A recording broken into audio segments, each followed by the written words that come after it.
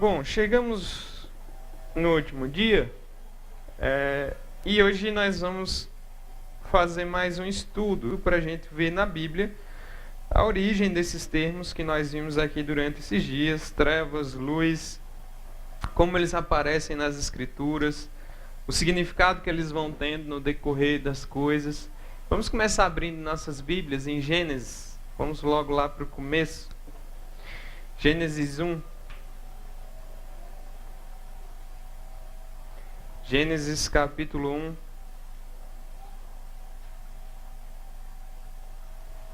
A partir do versículo 3.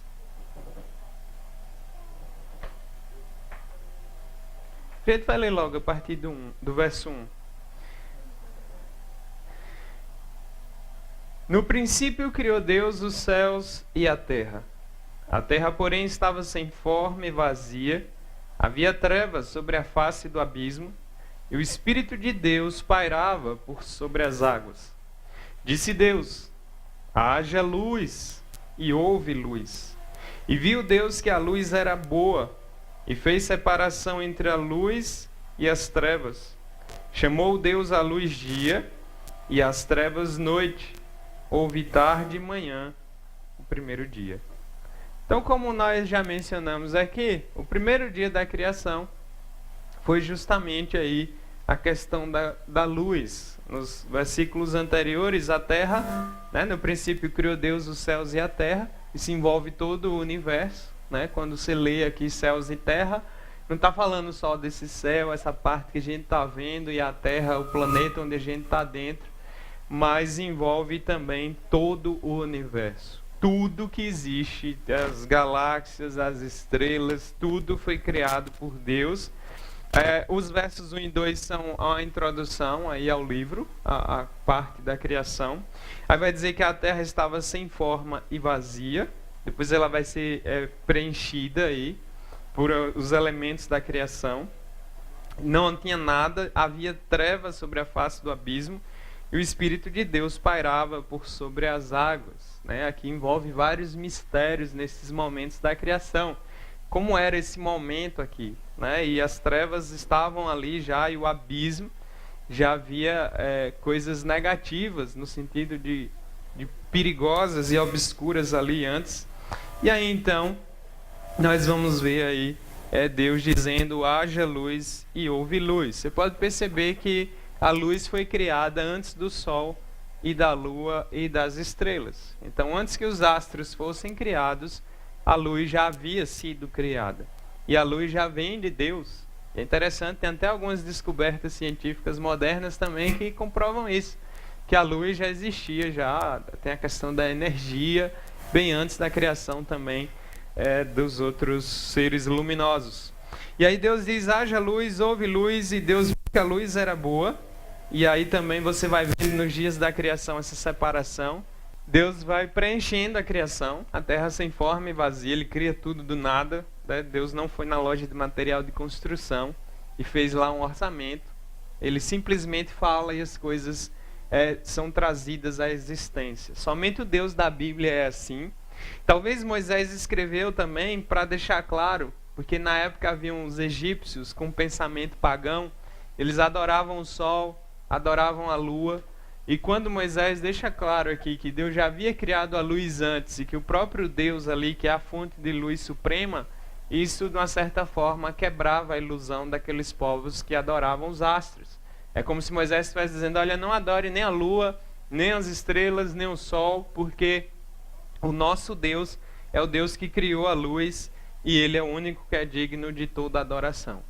Então Moisés era alguém que, no decorrer da sua inspiração pelo Espírito aqui em Gênesis, ele vai sempre mostrando os erros e a diferença do Deus dos hebreus e os deuses pagãos, que não existem na verdade, dos egípcios. E aí ele deixa claro que a luz, ela é criada por Deus, vem do próprio Deus, separa luz e trevas.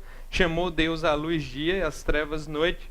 Houve tarde e manhã, o primeiro dia. Então já começa aí com a criação da luz, e Deus faz essa separação.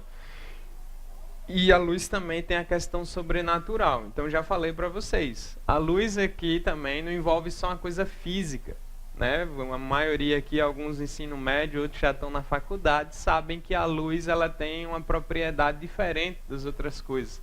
Ela é tanto matéria quanto energia, né? E isso é comprovado também. Essas duas características que a luz tem.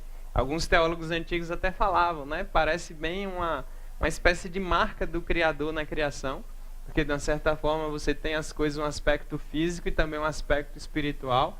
Claro que a ciência é limitada, e não estou dizendo com isso que quem vai comprovar a Bíblia, mas de toda sorte a luz tem uma característica especial dentro da criação. Então no início você tem lá os astros, né? Moisés vai contrastar com o pensamento dos pagãos. Só que no novo céu e na nova terra não vai precisar ter sol e nem lua. Nós lemos um trecho de Apocalipse, nós vamos ler outro no capítulo 22 de Apocalipse. Abre lá. Apocalipse 22. Hoje nós vamos ver vários versículos bíblicos aí.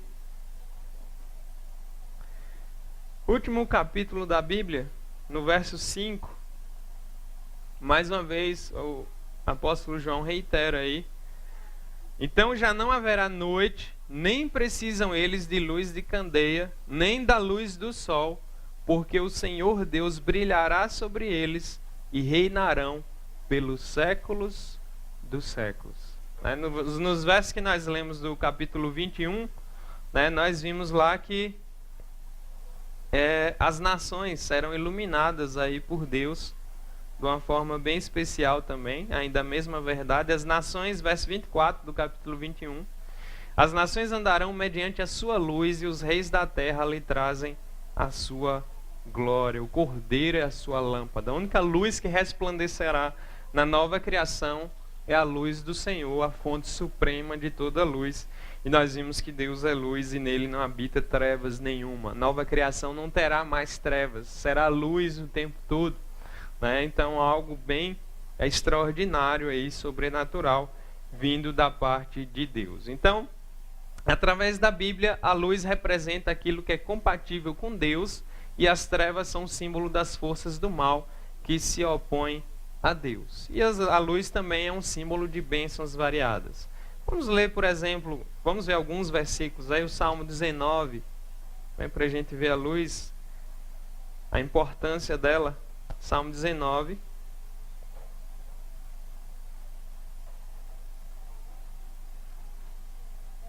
A partir do verso 1.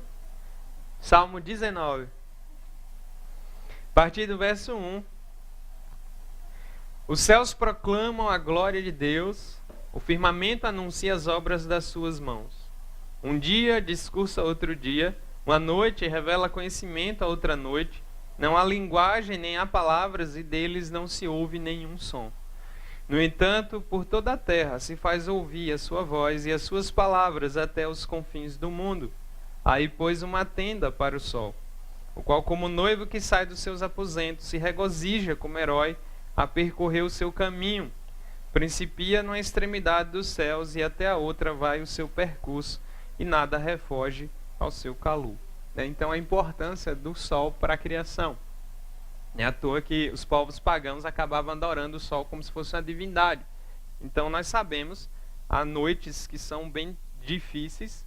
O cara que trabalha como vigilante, por exemplo, na noite, ou que trabalha em lugares perigosos, ele fica ansioso para que o dia nasça logo, porque o dia traz uma sensação maior de segurança. E isso faz parte das bênçãos de Deus na sua criação. Vamos ver também outro texto ainda de Salmos aí, o capítulo 27, verso 1. É que você tem a bênção de ter a luz. No 27, que nós lemos também esses dias, logo no primeiro versículo, você tem comparado com a questão da salvação. Verso 1 diz assim, Salmo de Davi, 27. O Senhor é a minha luz e a minha salvação. De quem terei medo? O Senhor é a fortaleza da minha vida, a quem temerei? Então o Senhor é a minha luz, minha salvação. Nós vimos que Deus ser a nossa luz, Ele é luz. Então isso dissipa as trevas da ignorância, dissipa as trevas do pecado, nos dá uma vida diferente e nos torna também seus filhos, andando em luz e vivendo para a luz. Salmo 49, verso 20. Salmo 49, versículo 20. Aliás, o 19 ainda, mas a gente pode ler do 18 para não ficar fora do contexto todo. Ainda que durante a vida ele se tenha lisonjeado, e ainda que o louvem quando faz o bem a si mesmo, né, que ele está fazendo um contraste entre o justo e o ímpio, irá ter com a geração de seus pais, os quais já não verão a luz. Né, aqui se referindo à morte, e até a questão das trevas também. Então, a luz, ela sempre está ligada à bênção e coisas boas. Sempre. Tem religiões não cristãs que utilizam muito luz. O Espiritismo, nas suas mais variadas vertentes, fala muito em luz, espíritos de luz, coisas iluminadas, aqueles rituais e aquelas coisas todas com luzes. Mas tudo aquilo vamos dizer assim, uma tentativa muito fraca e muito frágil de tentar simular a luz suprema daquele que é luz. Vem também o Salmo 97, verso 11. Hoje nós vamos aí, se quiser também ir anotando para conferir depois, fique à vontade.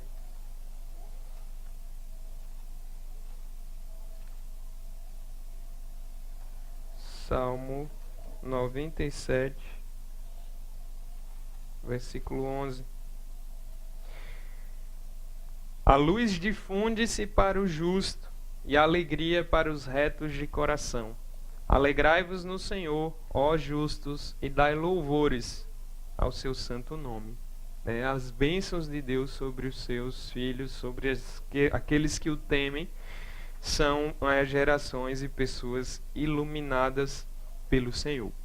Outra coisa que nós devemos ter bem em mente é que a luz é sempre superior às trevas, e a luz não pode ser vencida pelas trevas. Você pode observar na própria natureza. A luz, as trevas não podem dar conta. A partir do momento que a luz invade o ambiente, as trevas automaticamente se dissipam, porque, enfim, a luz é superior por conta da ordem da criação. Vamos abrir o Evangelho de João, capítulo 3. Evangelho de João 3.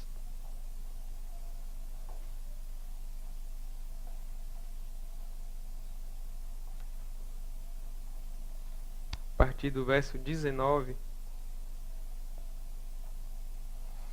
nós vimos ontem, o julgamento é este, que a luz veio ao mundo, e os homens amaram mais as trevas do que a luz, porque as suas obras eram más.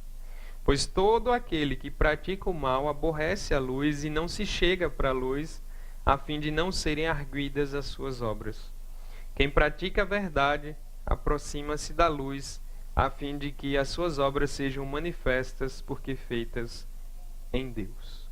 Então, as trevas sempre sendo dissipadas, incomodadas pelo reino da luz. Isso a gente vê na literatura, nos filmes, nas séries.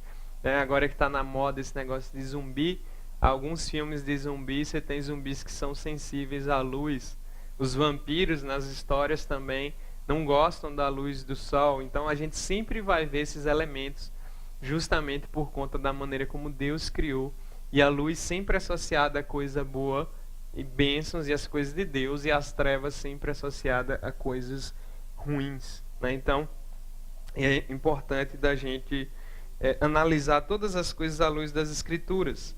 A palavra luz vai aparecendo várias vezes nas Escrituras. Nós usamos ela mais no sentido metafórico, a luz do Senhor, essa luz que traz a questão da bondade, da bênção.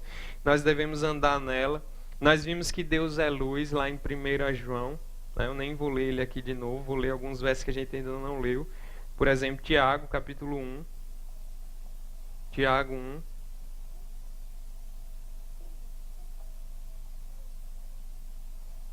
Verso 17.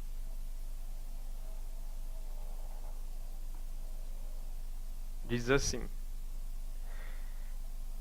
toda boa dádiva e todo dom perfeito são lá do alto, descendo do Pai das luzes, em quem não pode existir variação ou sombra de mudança. Todo dom perfeito, toda boa dádiva, tudo que vem de bom, vem do Pai das luzes. Foi uma expressão que o apóstolo João usa aqui, ou melhor, que Tiago usa aqui na sua carta, para se referir ao Senhor. Então você vê que sempre luz está associada a Deus. As manifestações gloriosas de Deus sempre envolvem luz. E a gente sempre tem que estar atento. 1 Timóteo ainda, 6,16. 1 Timóteo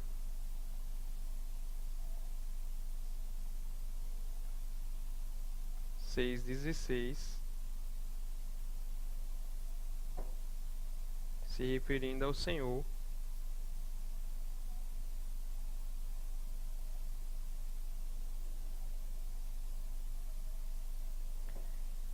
Vamos ler a partir do 14. Ele está falando de Jesus aí. Que guardes o mandato imaculado, irrepreensível, até a manifestação de nosso Senhor Jesus Cristo, a qual, em suas épocas determinadas, há de ser revelada pelo bendito e único soberano, o Rei dos reis e Senhor dos senhores, o único que possui imortalidade, que habita em luz inacessível, a quem homem algum jamais viu e nem é capaz de ver, a ele honra e poder eterno. Amém. Aqui é uma descrição da glória do Senhor, uma luz tão grande, uma luz inacessível, que nós não somos capazes de contemplar na condição em que nós nos encontramos. Haverá o dia em que o Senhor se manifestará com grande glória, com todo o seu poder, e essa luz resplandecerá para todo sempre na nova criação, como a gente já viu. Aí tem também outro texto que eu queria ler com vocês. Volta lá no Salmo 104.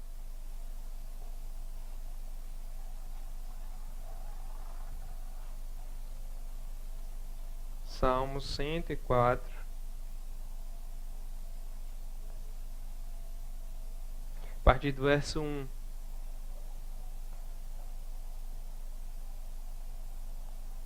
Salmo 104, a partir do verso 1, diz assim: Bendize, ó minha alma, ao Senhor. Senhor Deus meu, como tu és magnificente, sobrevestido de glória e majestade, coberto de luz como de um manto. Tu estendes o céu como uma cortina. Até aqui, por enquanto, falando desse Deus Criador, coberto de luz como se fosse um manto. Então, todas as descrições aí na Bíblia da glória de Deus, de uma maneira mais intensa, estão relacionadas à luz, Então, por isso, você sempre vai ver a figura da luz associada ao Senhor. Vamos lá em João capítulo 1, acho que até nós já lemos, para ver Jesus como a luz do mundo. João 1.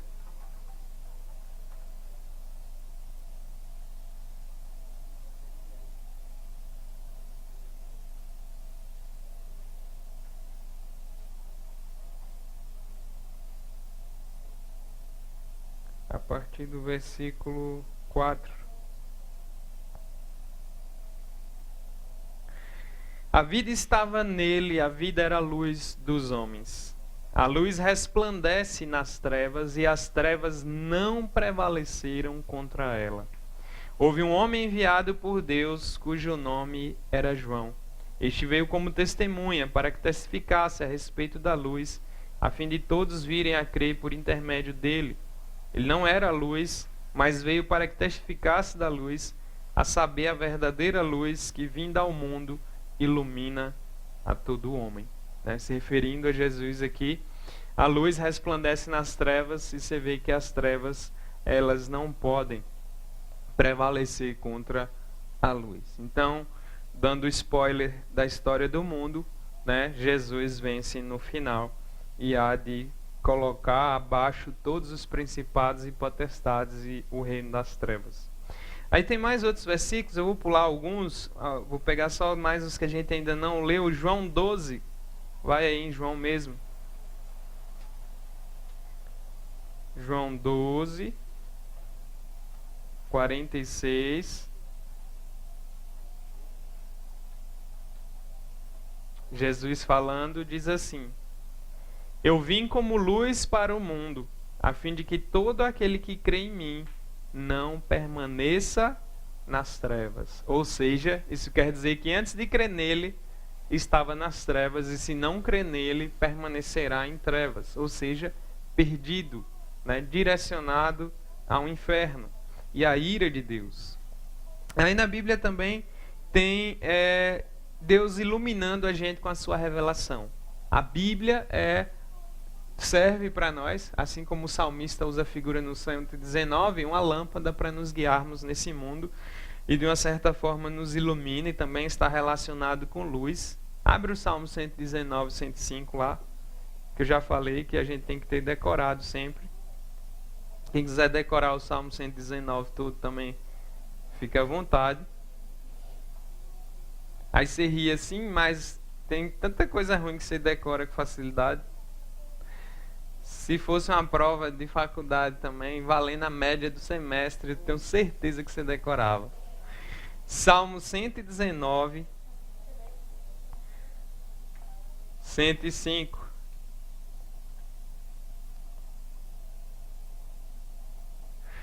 Lâmpada para os meus pés é a tua palavra e luz para os meus caminhos. Imagine treva, aquele breu total, e a partir do momento que você acende um fósforo, já ilumina tudo, né? A luz, ela acaba se destacando ali no meio da escuridão, e nesse mundo em trevas nós precisamos da sua revelação. Deus nos ilumina através dela. Salmo 36. Volta aí no Salmo 36, versículo 9.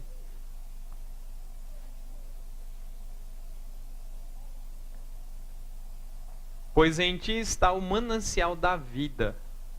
Na tua luz vemos a luz, né? Deus é que nos capacita a enxergar. Isso é interessante. Por isso que a gente sempre tem que orar pedindo a Deus sabedoria para tudo na vida, e principalmente para entendermos as Escrituras. Ou seja, quanto menos você lê a Bíblia, mais ignorante você se torna espiritualmente falando e para a vida toda. Então a Bíblia, ela tem que ser algo que você tem que ler, você tem que meditar, e você é iluminado através dela, né? Ela acaba te afastando do pecado e te ajuda a enxergar as coisas do jeito correto. Salmo 43, aí, verso 3, vai um pouco mais na frente. Salmo 43, versículo 3. Envia a tua luz e a tua verdade para que me guiem e me levem ao teu santo monte e aos teus tabernáculos. Olha como são as orações. Envia a tua luz, derrama a tua luz, porque é Deus quem nos ilumina. Você só consegue perceber as realidades maiores da vida se Deus te iluminar. Do contrário, você fica cego, absolutamente cego para as coisas de Deus. Então a gente está num país onde um monte de gente lê horóscopo, por exemplo. Até pessoas que estão nas igrejas, às vezes, e usa a desculpa assim: vou ler o meu aqui só para me ver o que é que está dizendo.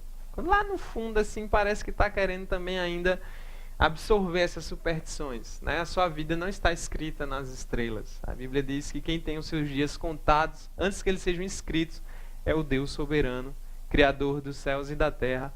E tudo o que aconteceu a você e há de acontecer a você está totalmente debaixo do controle desse Deus. Então, as estrelas não vão resolver absolutamente nada na sua vida, e horóscopo é absolutamente inútil, né? Então, quem nos ilumina, quem nos diz como viver, né, a nossa sorte, entre aspas, do dia e de todos os dias, é a Bíblia, né? Então, quanto mais você seguir pela Bíblia, mais você vai entender a vida e as coisas mais importantes. Então, só quando a gente é iluminado é que a gente pode enxergar Cristo. Nós vimos aqui durante esses dias que o homem sem Deus está em trevas. E é por isso que só pode enxergar Cristo quando o próprio Deus o arranca dessas trevas e o ilumina. É como se ele estivesse dizendo no nosso coração: haja luz ali no meio das trevas, a luz é acesa, e aí nós somos capazes de enxergar e correr para Cristo. Vamos abrir Lucas 10. Lucas 10, 22.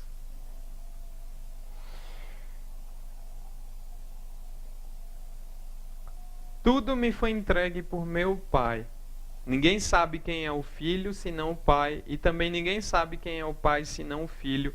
E aquele a quem o Filho o quiser revelar, né? Ou seja, a quem eles querem revelar.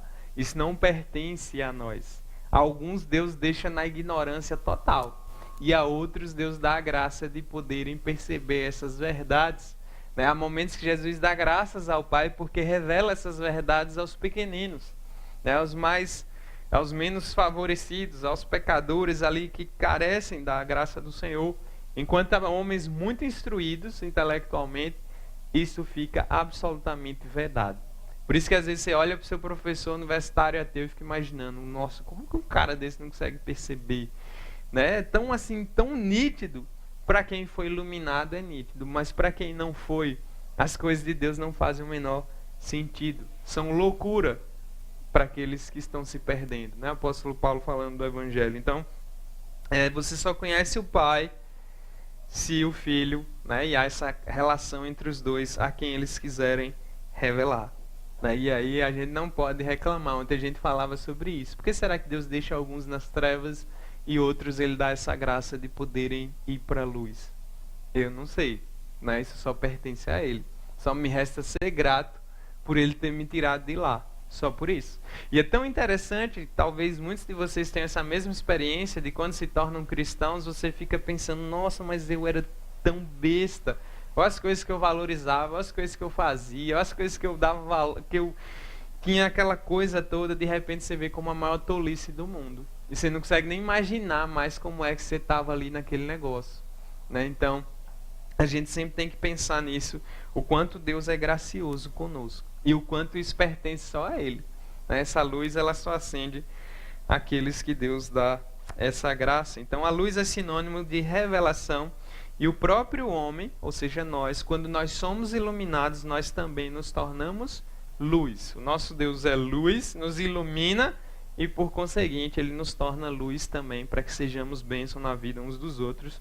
Vamos ler o Salmo 34, verso 5.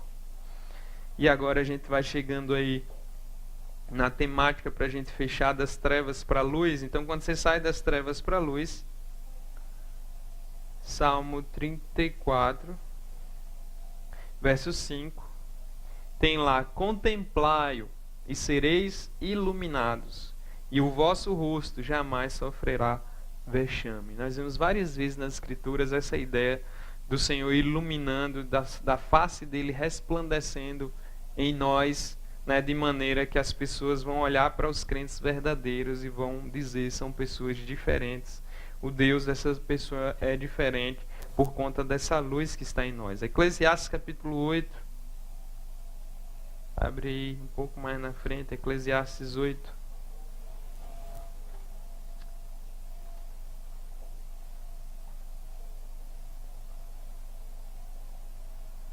É um livro de sabedoria, a temática da sabedoria está muito forte aí. Quem é como o sábio? E quem sabe a interpretação das coisas? A sabedoria do homem faz reluzir o seu rosto e muda-se a dureza da sua face. Uma pessoa que é sábia, uma pessoa que é iluminada, uma pessoa que resplandece a luz do Senhor, ela é diferente. Ela é diferente na maneira de olhar, ela é diferente na maneira de pensar, ela é diferente na maneira de falar. É aquela pessoa que geralmente nós confiamos mais para buscar algum conselho, alguma direção, porque a gente vê ali a luz do Senhor na vida daquela pessoa, reluzindo através da sua face. Mateus capítulo 5, vamos lá no Sermão do Monte. Mateus 5, versículo 14. Jesus aí reforçando essa ideia para nós. Ele está falando para os crentes aqui, não é para todo mundo não. Então é importante saber isso. Vós sois a luz do mundo. Não se pode esconder a cidade edificada sobre um monte, nem se acende uma candeia para colocá-la debaixo do alqueire, mas no velador, e alumia a todos os que se encontram na casa. Assim, brilhe também a vossa luz diante dos homens, para que vejam as vossas boas obras e glorifiquem a vosso Pai que está nos céus. Perceba que aquele não diz para que eles glorifiquem vocês, ou para que dê glória a vocês, mas para que dê glória ao Pai de vocês que está nos céus. Ou seja, Jesus está dizendo para nós que nossas vidas também devem ser luz na vida de outras pessoas. Então, assim brilhe também É uma ordem que Jesus está dando, viu? Aqui não é opcional, não. Se você é crente, isso aqui é uma ordem para você. E ordens são feitas para serem obedecidas. E a Bíblia diz que quem ama a Deus obedece à sua palavra, né? Então é importante isso você ter em mente aí com relação a ser luz. Há uma responsabilidade sobre nós. Então devemos ser luzes, o que só é possível quando nós somos chamados das trevas para a maravilhosa luz do Senhor. Vamos ler 1 Pedro 2, que é lá que está o verso-chave. 1 Pedro 2, a partir do verso 9.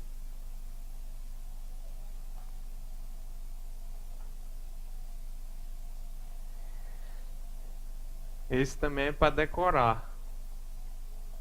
Vós, porém, sois, está falando também para os crentes, vós, porém, sois raça eleita, sacerdócio real, nação santa, povo de propriedade exclusiva de Deus, a fim de proclamardes as virtudes daquele que vos chamou das trevas para a sua maravilhosa luz. Então, há aqui um grande privilégio. Deus nos escolheu, nos separou. Ele está usando aqui as figuras lá do Antigo Testamento que eram relacionadas ao povo de Israel, que era o povo eleito de Deus lá. Ele agora está falando para os crentes, que vale para nós até hoje. Então, qual é a razão de nós vivermos? É proclamarmos as virtudes de quem? De Deus, que é quem nos chamou das trevas para a sua maravilhosa luz. Se Deus não nos chamasse, nós nunca íamos para a luz. Nossa tendência é correr da luz, nossa tendência é esconder, nossa tendência é fingir, nossa tendência é ser hipócrita ou ser alguém que teme ter a verdade revelada. Por isso que a gente precisa do Espírito Santo em nós. Efésios 5, vamos lá em Efésios 5. Volta aí um pouco. Efésios 5, versículo 8. Apóstolo Paulo reforçando essa verdade aí para nós. Pois outrora, está falando também para aqueles que já são crentes, éreis trevas, porém agora sois luz no Senhor. Andai como filhos da luz, porque o fruto da luz consiste em toda bondade e justiça e verdade, provando sempre o que é agradável ao Senhor. Marque também na sua Bíblia. Toda vez que as trevazinhas começarem a aumentar no coração, releia esses versículos e lembre que o nosso Deus é luz e que Ele nos chamou também para sermos luz. É interessante que o apóstolo Paulo fala, andai como filhos da luz, sois luz no Senhor, fora do Senhor. Se fosse depender de nós, a gente não ia servir para muita coisa. Na verdade, não ia servir para nada. E ele fala até dos frutos da luz aqui, Toda bondade, justiça, verdade. É como se ele tivesse aqui já resumindo, fechando o pacote com todas as coisas boas que a luz de Deus traz e também faz em nós. Vamos ler ainda aí, para terminar a parte da luz, 1 João 1,7. 1 João 1. 7. E nós, inclusive, lemos aqui alguns dias. Se, porém, andarmos na luz como Ele está na luz, mantemos comunhão uns com os outros, e o sangue de Jesus, seu Filho, nos purifica de todo pecado. Então, Deus é gracioso. Você vê como pecado e luz não combinam. Pecado é sempre aquela coisa que a gente esconde. Então, tudo aquilo que você tem vergonha, de mostrar o que está no seu coração, que você faz, maioria das vezes, com certeza, são pecados. E pecados são coisas horríveis que nós não gostamos, muitas vezes, de mostrar. E é por isso que a gente precisa dessa luz aí, desencavando cada buraco. Coisas boas a gente gosta de mostrar, coisas boas têm que aparecer, coisas boas trazem alegria, coisas boas trazem a consciência tranquila, coisas ruins e as trevas não. Então, só para você saber, tudo aquilo que vem das trevas, tudo aquilo que vem do pecado, pode até te deixar alegrinho por um tempo, mas o final sempre vai ser tristeza ou também até morte. Para a gente fechar o pacote do nosso estudo, nós já vimos sobre a luz, desde quando ela foi criada, as figuras que a Bíblia vai usando, e nós teríamos vários outros versículos para falar sobre isso, a questão das trevas, né? Então, desde Gênesis 1, 2, 3, que a gente já leu, mostra as trevas ligadas ao caos. As trevas estão ligadas àquilo que está em desordem, àquilo que está fora do lugar, aquilo que de uma certa forma está em rebeldia contra a luz. Então, as trevas simbolizam muito isso. Vamos ver a 9ª praga do Egito, Êxodo 10. Êxodo 10, a partir do verso 21. Foi quando Deus arrochou para o lado do faraó e envia trevas ali. Então disse o Senhor a Moisés: estende a mão para o céu e virão trevas sobre a terra do Egito, trevas que se possam apalpar. Estendeu, pois, Moisés a mão para o céu, e houve trevas espessas sobre toda a terra do Egito por 3 dias. Não viram uns aos outros. Imagina, 3 dias sem enxergar absolutamente nada. Então não viram uns aos outros e ninguém se levantou do seu lugar por 3 dias. Né? Não adiantava chorar querendo mãe, não tinha luz nenhuma, trevas total. Então, essa praga, Deus está deixando claro para o Egito que o faraó não é a luz e que os deuses egípcios também não são luz, mas ele é aquele que tem um controle sobre isso. Ele envia trevas sobre os egípcios, eles nem se levantaram do lugar, né? Não viram uns aos outros, ninguém se levantou do lugar por 3 dias, porém todos os filhos de Israel tinham luz nas suas habitações. Olha que figura interessante das questões espirituais. Né? O mundo está em trevas, permanece em trevas, mas aqueles que são de Deus de verdade, onde quer que estejam espalhados, eles têm luz. É um povo que tem esperança, é um povo que tem uma visão diferente, é um povo que vive diferente, é um povo que até o mundo, ao mesmo tempo que se incomoda, percebe que tem uma diferença. Então, não tem como você ser um cristão verdadeiro e não transparecer e não brilhar, porque isso é natural para aqueles que nasceram de novo. Né? E aí é o momento que o faraó ficou assim já pensando mais nas coisas, mas percebam como essas trevas foram um castigo enviado ali para eles e serve como praga, como coisa ruim. As trevas também na Bíblia são sinônimos de aflição, quando você passa por um momento difícil, de tristeza, de angústia.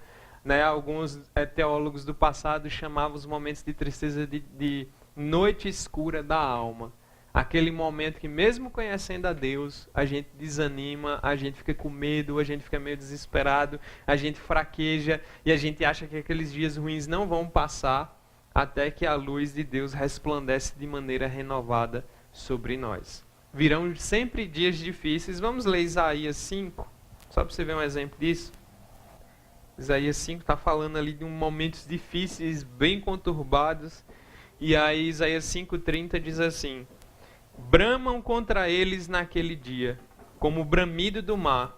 Se alguém olhar para a terra, eis que só há trevas e angústia, e a luz se escurece em densas nuvens. Né? Dias terríveis. E virão dias nesse mundo, Apocalipse também mostra para nós, que serão dias tenebrosos. Cada vez mais o mundo vai piorar, cada vez mais o mundo vai odiar quem está na luz, cada vez mais o reino das trevas vai, de alguma forma, tentar nos atacar e mexer conosco. Isaías 9:1, Isaías é um livro que ele usa muitos símbolos aí, inclusive a questão das trevas e da luz.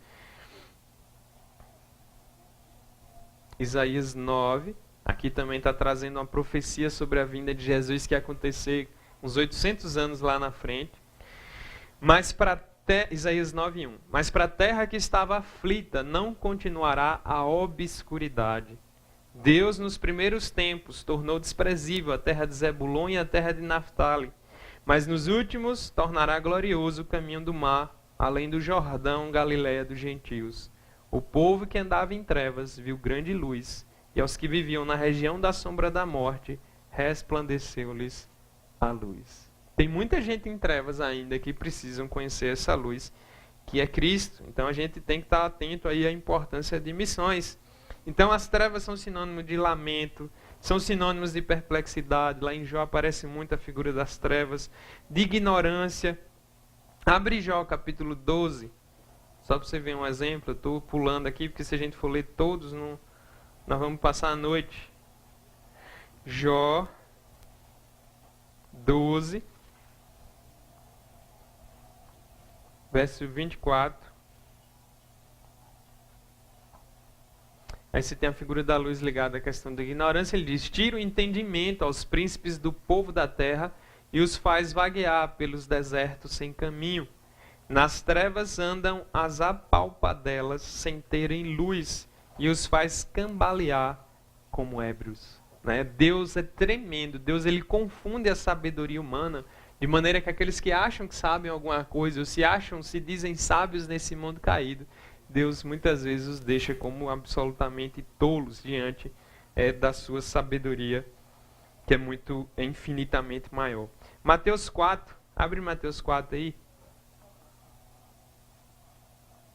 Mateus 4, 16. Ele está aqui só repetindo a mesma profecia de Isaías. O povo que jazia em trevas viu grande luz, e aos que viviam na região e sombra da morte resplandeceu-lhes a luz. E daí por diante passou Jesus a pregar e a dizer: arrependei-vos, porque está próximo o reino dos céus. Ou seja, a luz de Cristo resplandecendo sobre aqueles que estavam na sombra da morte. As trevas são figura de cativeiro, você vai ver isso no profeta Ezequiel. São também figuras de julgamento e terror. O dia da volta de Cristo vai ser de alegria para aqueles que são dele, mas vão ser dias de trevas para aqueles que não se arrependerem. Né? E aí tem um exemplo lá em Amós, que fala muito do dia do Senhor, capítulo 5, verso 18. Assim como teve um dia do Senhor ali, naquela época em que Deus acertou as contas com o povo na sua incredulidade, no dia final, o dia D final, vai acontecer no dia em que Cristo voltar. Amós 5, 18. O povo de Deus na época dizia: Deus vai vir vingar nossos inimigos, sendo que eles estavam em pecado e Deus viria também para castigá-los por conta da desobediência e rebeldia. Então ele estava tipo assim, olhando para os outros, mas o raio ia cair na cabeça deles também. E Deus não deixa passar barato o pecado de ninguém. Então, verso 18, capítulo 5 de Amós, Amós dá uma advertência: ai de vós que desejais o dia do Senhor.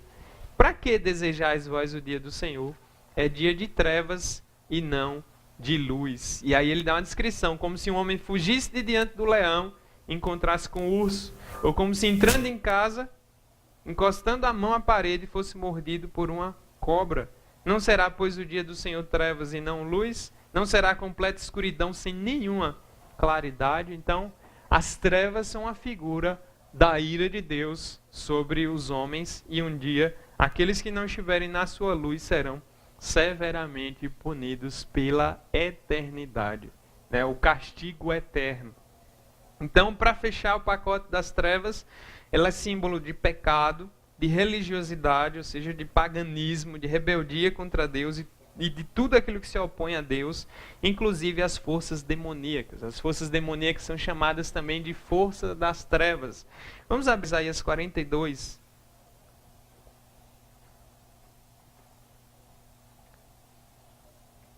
Isaías 42, versículo 7. Que também está relacionado com aquela mesma profecia, né? O Senhor, chamei o meu servo, no verso 6, farei mediador da aliança com o povo e luz para os gentios. E aí ele diz: para abrires os olhos aos cegos, para tirares da prisão o cativo e do cárcere os que jazem em trevas. Então, quando você vê Jesus curando os cegos, no sentido físico, ele devolveu a visão a muitas pessoas, aquilo também era uma figura para mostrar o homem sem Deus espiritualmente falando. Alguns são cegos porque os seus olhos não funcionam como deveria. Mas uma grande parte é cego porque não enxerga, mesmo com os olhos funcionando bem, a luz de Deus, a glória de Deus, e ainda permanecem cegos até o dia em que o Senhor os faça ver e enxergar a sua glória. Abre Atos capítulo 26. Atos 26.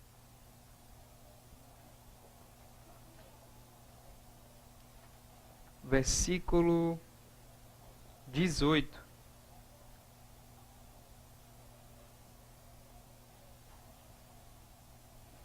É uma ampliação, né, daquela profecia que a gente leu. E aí ele diz: para lhes abrires os olhos e os converteres das trevas para a luz e da potestade de Satanás para Deus, a fim de que recebam ele remissão de pecados e herança entre os que são santificados pela fé em mim. Né? E é interessante esse versículo aí, para que sejam trazidos aí. E aí fala das potestades de Satanás. A Nova Almeida já traz o poder de Satanás e a nova versão transformadora também. Ou seja, as pessoas que estão em trevas, elas estão debaixo do poder de Satanás.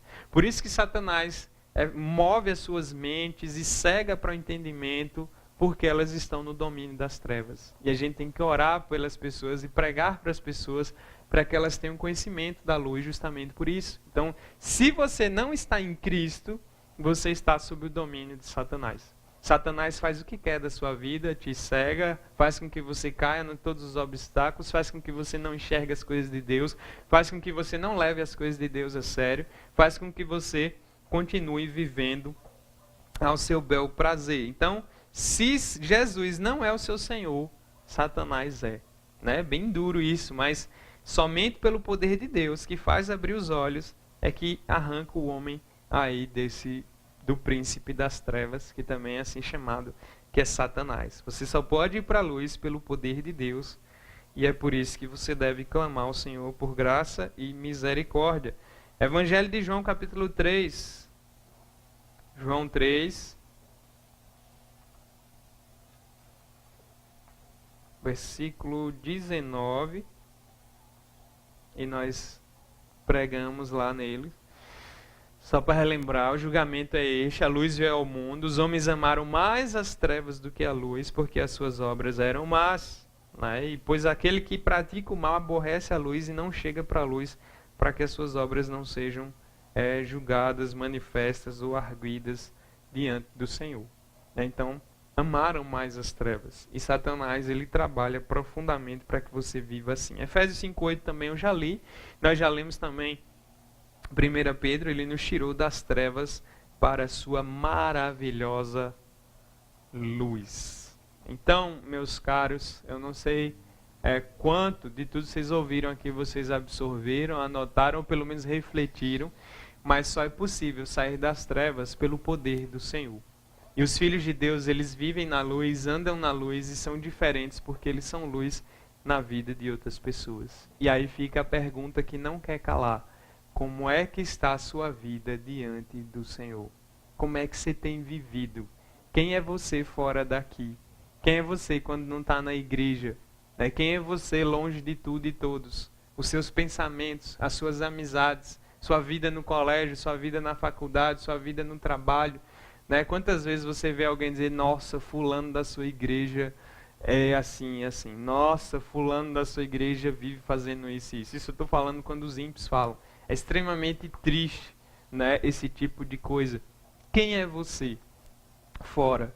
Será que você tem vivido uma vida em trevas? Você tem vivido uma vida secreta, uma vida escondida? Você tem fingido ser uma pessoa que você não é? Você tem mascarado? Você tem enfim, vivido uma vida dupla ou de hipocrisia? Nós vimos aqui vários alertas da palavra de Deus com relação a isso. E vale para todos aqui, de adolescentes a jovens. Como é sua vida longe dos olhos dos seus pais ou das pessoas que você respeita de alguma forma, ou quando você não está na igreja? Como é sua vida? Você já teve a curiosidade de sondar seu próprio coração, de pensar que você pode estar em desobediência ao Senhor, você ainda pode estar em uma vida de trevas? É importante que você pense sobre isso. Então não adianta só você ir à igreja ou ir obrigado ou ir só porque seus pais querem, não. Você tem que ter a consciência de que você individualmente precisa acertar a sua vida com o Senhor. Talvez você seja uma pessoa mais rebelde. Talvez você dê trabalho ao seu pai e sua mãe por conta do seu mau comportamento, ou porque você quer viver a vida do seu jeito, ou porque você tem seguido a filosofia da nossa época e dado ouvido às más amizades e àqueles que são enviados de Satanás muitas vezes para te derrubar, ou para te fazer fracassar, ou para te fazer afundar. E o reino das trevas é extremamente apelativo. Ele finge que tem luz, mas não tem luz. Ele finge que tem vida, mas não tem vida. Ele finge que tem alegria, mas no final ele leva sempre à morte e à perdição. Então, eu sei que você está cansado de ouvir, está cansado de ver os estudos, as pregações. Talvez entre aqui e saia aqui. Talvez você volte do retiro do mesmo jeito que você chegou. Talvez para você não fez a menor diferença. Mas eu sei que aqueles a quem Deus quis falar durante esses dias, Deus falou. E eu sei que a quem Deus quis dar o recado, Deus deu. Nem, mesmo que diante de todos, um ou dois, não interessa. Ainda assim o nome dele é glorificado. Então eu te digo, todos os nossos caminhos serão abertos diante do Senhor. Todos eles estão patentes aos olhos do Senhor. A luz do Senhor e os olhos do Senhor não fazem nem diferença entre trevas e luz, porque Ele vê tudo, o mais profundo do seu coração e da sua mente. As coisas mais absurdas que talvez estejam passando na sua mente agora, ou você deve estar lembrando agora de um monte de coisa que você se envergonharia tremendamente diante de Deus. Deus sabe, Deus conhece, e realmente é bom que isso te cause vergonha, porque desonrar a Deus é muito triste. Agora, óbvio, nós também vimos na palavra que o sangue de Cristo nos purifica de todo pecado. Se você correr para a luz, se você se arrepender, se você mudar de vida e ter Cristo e caminhar na luz, pode garantir que Deus zera a sua conta. Deus perdoa os seus pecados, Deus te faz uma nova criatura, Deus te capacita a ser melhor do que você é. Deus te faz alguém que realmente seja útil para a glória dele. E você tem que pensar sobre isso. Então, que Deus nos ajude a guardar no coração essas palavras. Que Deus nos ajude a andar na luz. Que Deus nos ajude a lembrar constantemente da luz. Que Deus nos dê força para que nós não venhamos ser instrumento das trevas, servindo as trevas e muitas vezes também dando crédito e vivendo debaixo aí do poder de Satanás. Então pense seriamente nas coisas de Deus. Não existe esse negócio porque você é novo. Quanto mais cedo você correr para Deus, melhor para a sua vida. Então aqui tem pessoas de várias idades, do mais novo ao mais velho. Alguns são bem crianças, ainda precisam ser ensinados em muitas coisas. Mas a maioria aqui já é capaz de entender aquilo que foi falado. Porém, só poderá de fato chegar ao coração se o Senhor iluminar você. E essa é a oração que nós vamos fazer nesse instante, para que o Senhor de fato ilumine e faça com que a sua palavra, a semente que foi plantada aí no seu coração, venha germinar e venha frutificar. E você seja um filho da luz e ande na luz e glorifique a Deus, porque é para isso que você e eu fomos criados.